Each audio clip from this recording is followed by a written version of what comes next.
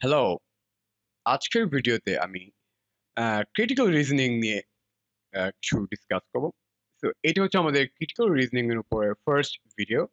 তো আমি as usual critical reasoning এর জন্য আপনার কি মেটেরিয়ালস দরকার সেটা একটু ওভারভিউ দেব।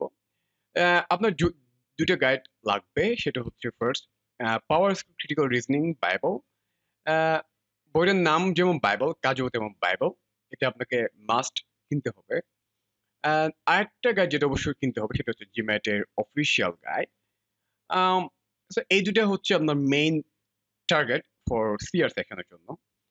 এই ২ টা বই ফলো করলে আপনি মোটামুটি একটা ভালো স্কোর পাবেন।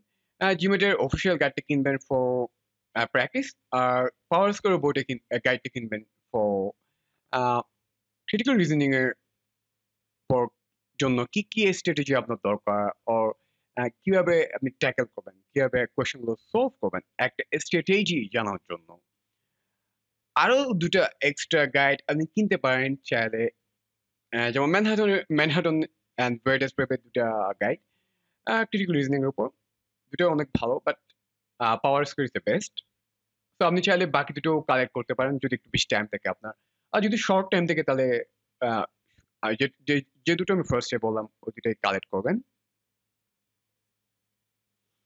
সো ক্রিটিক্যাল রিজনিং এর স্ট্রাকচার কিরকম হতে পারে?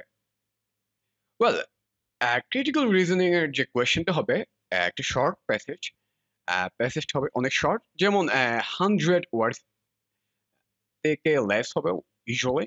আর ক্রিটিক্যাল রিজনিং যে কোয়েশ্চেন এটা 1/3 অফ দ্য ভার্বাল সেকশন। আমরা জানি 41 কোয়েশ্চেন থাকে ক্রিটিক্যাল রিজনিং এর জন্য টোটাল। তার মধ্যে অ্যাপ্রক্সিমেটলি 13 কোয়েশ্চেন হতে পারে সিআর এর উপরে। সো ক্রিটিক্যাল রিজনিং তো বললাম। বাট এইটার অনেক টাইপের কোয়েশ্চেন হতে পারে। যেমন উইকেন্ড আর্গুমেন্ট হতে পারে যেটা মানে আর্গুমেন্টের এগেইনস্টে আপনাকে কিছু বলতে হবে। যে অ্যান্সারটা এটার এগেইনস্টে দিব সেটা আমাকে সিলেক্ট করতে হবে। আর হতে পারে স্ট্রেংথ ইন দ্য আর্গুমেন্ট মানে আর্গুমেন্টকে সাপোর্ট করে ইনফোর্স করবেন।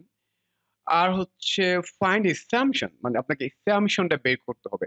একটা আ আ আর্গুমেন্টস এর মধ্যে একটা অ্যাসাম্পশন থাকতে পারে। অত কিছু একটা অ্যাসিউম করতে পারে। তো অ্যাসাম্পশনটা কি সেটা খুঁজে বের করতে হবে।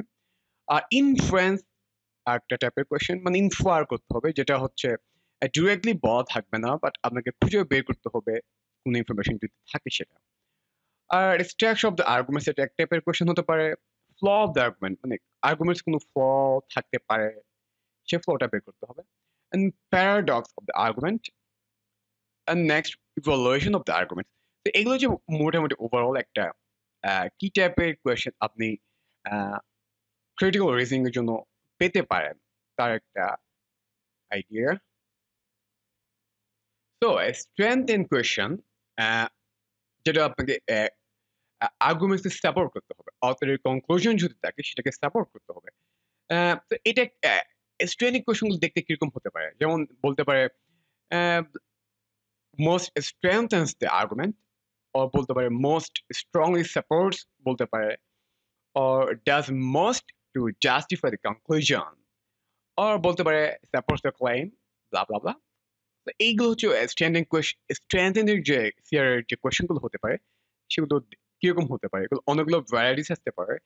ডিফারেন্ট ল্যাঙ্গুয়েজ এর কোয়েশ্চেন আসতে পারে। তো এই ৪ টা হচ্ছে জাস্ট একটা ওভারভিউ। এগুলো হচ্ছে সবগুলো লিস্ট আমি ইনক্লুড করে নাই।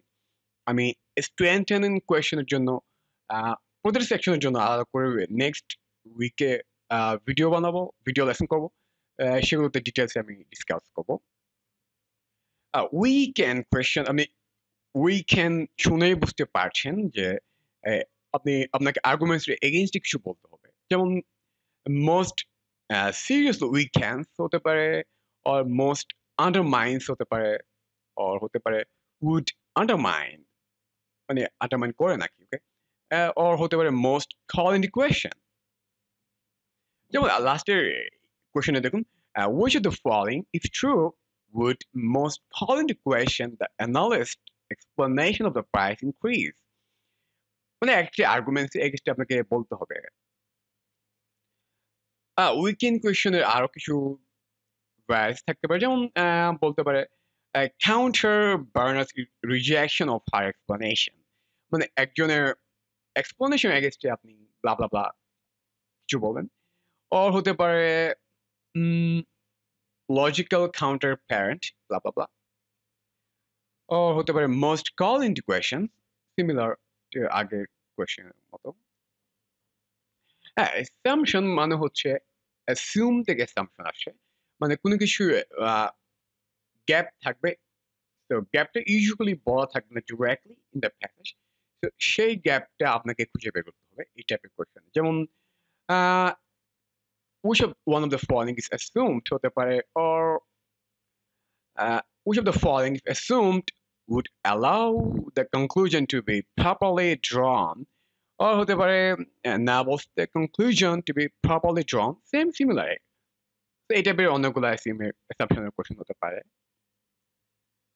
আর সিমিলার অ্যাসাম্পশনের আর কয়েকটা কোয়েশ্চেন এখানে and assumption blah blah blah assumption paradox নাম শুনে বুঝতে পারছেন something different well paradox মানে হচ্ছে এই টাইপের কোয়েশ্চেনগুলোতে যেটা করে আপনাকে দুইটা অপোজিট আইডিয়া দিবে এন্ড আপনাকে বলতে হবে যে এই প্যারাডক্সকে কেস এমন একটা অ্যান্সার চয়েস চুজ করতে হবে আপনাকে যেটা এই প্যারাডক্সকে এক্সপ্লেইন করে যে why this is happening যেমন একটা কোয়েশ্চেন আমরা দেখি which one of the following if true would most effectively resolve the apparent paradox above or বলতে পারে resolve the apparent discrepancy মানে দুটার মধ্যে ডিফারেন্সটা ডিসক্রিপেন্সিটা আপনাকে বের করতে হবে or বলতে পারে explain the puzzling fact cited above or বলতে পারে reconcile the discrepancy indicated above